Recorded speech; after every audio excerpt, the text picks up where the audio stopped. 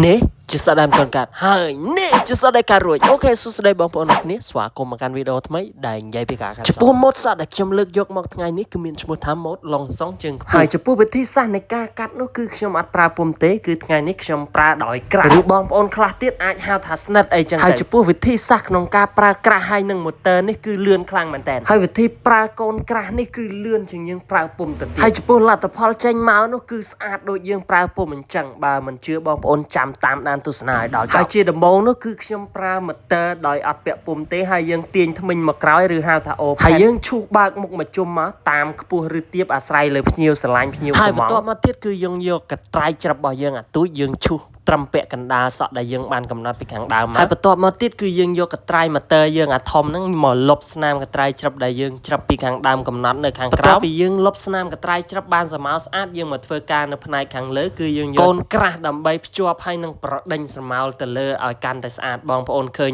ស្រាប់ហើយក្នុងវីដេអូគឺចេញស្រមោលមកស្អាតខ្លាំងមែនតើដូច្នេះការប្រើក្រាស់ឬស្និតនេះគឺល្អខ្លាំងមែនតើបងប្អូនយើងត្រូវចេះទាំងពីរទាំងការប្រើពុម្ពនិងប្រើក្រាស់ដូចខ្ញុំធ្លាប់បញ្ជាក់ប្រាប់បងប្អូនហើយថាការប្រើក្រាស់ឬស្និតនេះគឺអត់អាចចោលបានទេគឺសំខាន់ខ្លាំងមែនតើអញ្ចឹងហើយយើងសម្រាប់ជាងគឺត្រូវទៀមទាឲ្យចេះទាំងពីរទៅល្អសម្រាប់យើងព្រោះថាប្រភេទតម្រងក្បាលខ្លះយើងអាចប្រើពុម្ពបានហើយប្រភេទតម្រងក្បាលខ្លះទៀតយើងត្រូវប្រើស្និតបន្ថែមឬក្រាស់បន្ថែមអីចឹងទៅហើយពេលដែលយើងចេះទាំងពីរវាមិនមែនជាឧបសគ្គសម្រាប់យើងទេសម្រាប់តម្រងក្បាលបែបម៉េចក៏យើងអាចកាត់បានដែរដោយការខ្ញុំរៀនកាត់សក់ដំបូងគឺខ្ញុំមិនពូកែប្រើស្និតឬក្រាស់នេះទេគឺខ្ញុំព្យាយាមវឹកហាត់ខ្លាំងមែនទែនទម្រាំតែខ្ញុំអាចប្រើវាបានហើយតាមខ្ញុំសង្កេតមើលពេលដែលខ្ញុំប្រើពុម្ពកាត់សក់គឺចំណាយពេលពី20នាទីទៅ30នាទីតែចំពោះការប្រើស្និតទូចឬមួយក៏ក្រាស់ទូចនេះពេលដែលយើងកាត់ទៅគឺកាត់បន្ថយពេលវេលាបានល្អខ្លាំងមែនតើគឺខ្ញុំកាត់ត្រឹមតែ12នាទីទៅ18នាទីប៉ុណ្ណោះក្នុងភ្ញៀវមួយនាក់ហើយពេលដែលរួចរាល់មកគឺស្អាតមិនចាញ់គ្នាទេគឺស្អាតដូចគ្នាឲ្យតែយើងជំនាញប្រើទាំងពីរគឺយើងអាចបត់បែនតាមកលៈទេសៈបាន